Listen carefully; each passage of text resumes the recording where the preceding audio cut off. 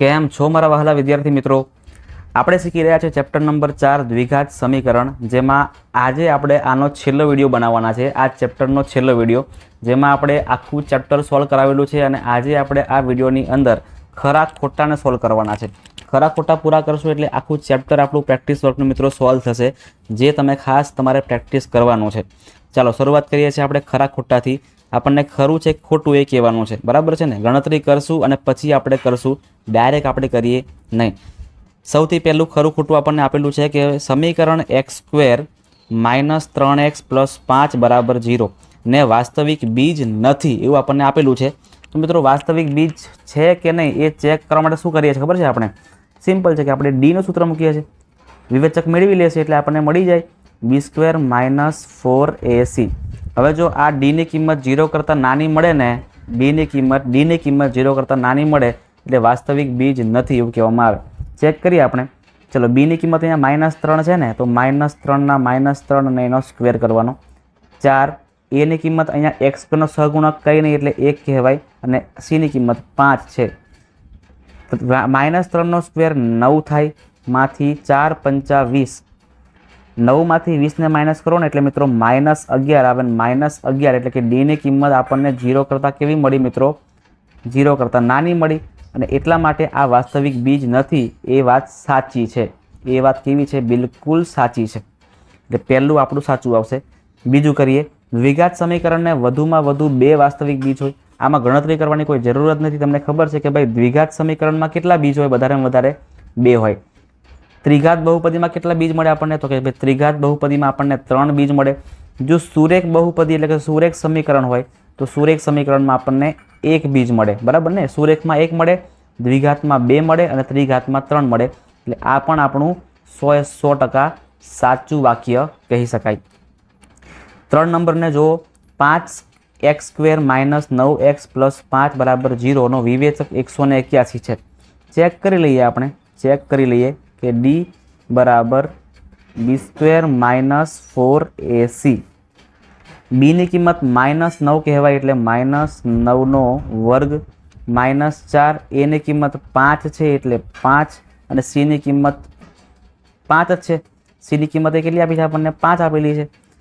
-9 નો વર્ગ કરો એટલે 81 થાય, બરાબર છે ને? -5 × 5 = 25 ને 25 ચોક 100 થાય. એટલે મિત્રો 100 માંથી આપણે 81 ને માઇનસ કરવાના છે, પ્લસ કરવાના નથી. એટલે આનો જવાબ શું આવશે? એકચ્યુઅલમાં આવશે આનો જવાબ -19 આવશે. કેટલો આવશે? -19. અને આપણને કેટલો આપેલો છે? 181. ખોટી વાત છે. 181 આવશે નહીં, પણ કેટલો આવશે? -19 આવશે. -19 આવશે. ચાલો સમીકરણ x² - 6x - 9 = 0 ના બીજ સમાન છે. બીજ સમાન ક્યારે કહેવાય? તો જ્યારે d બરાબર 0 મળે ને ત્યારે. આપણે ચેક કરીએ કે આમાં d બરાબર 0 મળે છે કે નથી મળતા. ચાલો સૂત્ર મૂકીએ આપણે. d બરાબર b² - 4ac. બીની કિંમત છે -6 અને એનો સ્ક્વેર કરવો પડે. 4 ના 4 એની કિંમત છે 1 અને સીની કિંમત છે -9, બરાબર છે ને? ચાલો -6 નો સ્ક્વેર કરો તો કેટલા આવે? તો કે સાહેબ 36 આવે. સાચી વાત છે. અહીં આ માઇનસ અને બીજું આ માઇનસ એટલે માઇનસ તો પ્લસ થાય. 9 ચોક 36 થાય એટલે 36 + 36 કરો તો કેટલા આવે? 72 આવશે. અને આપણને 72નું કામ નથી, આપણને તો 0 લાવવા પડે. 0 નથી આવતો મિત્રો, 0 નથી આવતો એટલે આપણું બીજ સમાન કહેવાય નહીં. એકચ્યુઅલમાં આના બીજ કેવા મળે ખબર છે? વાસ્તવિક અને ભિન્ન મળે. વાસ્તવિક અને ભિન્ન બીજ મળે છે. 0 નથી આવતો એટલે સમાન હોઈ શકે નહીં. એટલે આપણું આ વાક્ય પણ કેવું છે મિત્રો? ખોટું છે. આગળ જુઓ 5 નંબર એટલે છેલ્લું આપણું ખરું ખોટું. પછી આપણે ચેપ્ટરને અહીંયા પૂર્ણ કરીએ છીએ. સંપૂર્ણ રીતે આપણે આને પૂરું કરાવ્યું છે. જો કોઈ દ્વિઘાત સમીકરણ x² ના સહગુણક તથા અચળ પદની સંજ્ઞા વિરોધી હોય તો તે સમીકરણના બીજ વાસ્તવિક હોય છે. તો આ વિધાન છે ને પરફેક્ટલી સાચું છે. જો તો બતાવું તમને મેં, બરાબર છે? આપણે આ પહેલાં જોયા ને 2, તમે જો આ બી જોઈ શકો છો. અહીં x² નું આ જે છે કેવું છે? પ્લસ છે, બરાબર ને? એટલે પહેલું પદ પ્લસમાં છે અને છેલ્લું પદ માઇનસમાં છે. એટલે કે કેવી કહેવાય સંખ્યા અહીંયા? તો કે નિશાની વિરોધી છે ને. નિશાની વિરોધી આવે એટલે હંમેશા મિત્રો વાસ્તવિક અને ભિન્ન બીજ જ મળશે. યાદ રાખજો.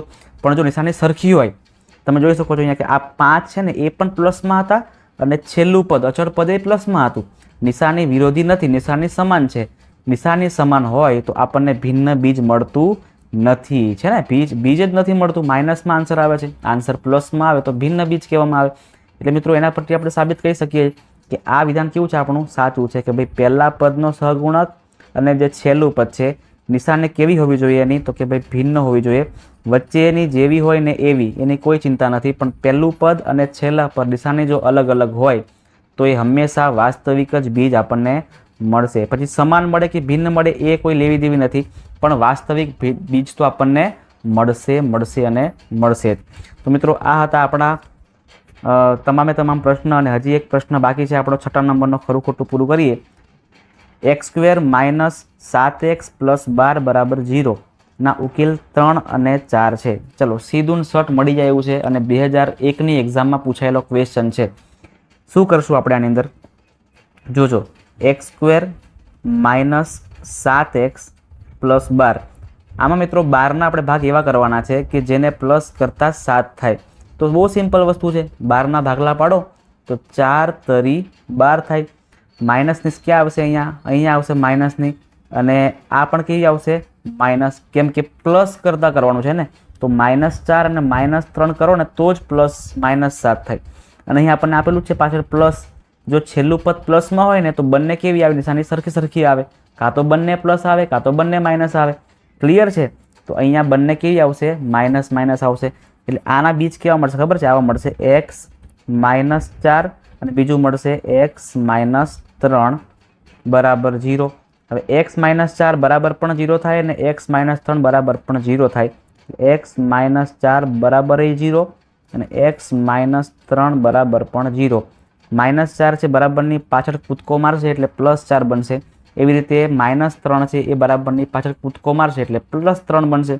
એટલે આપણને જે જોઈએ છે ને x બરાબર 1 અને x બરાબર 4 અને x બરાબર 3, 4 અને 3 અને 4 આપણને મળી જાય છે.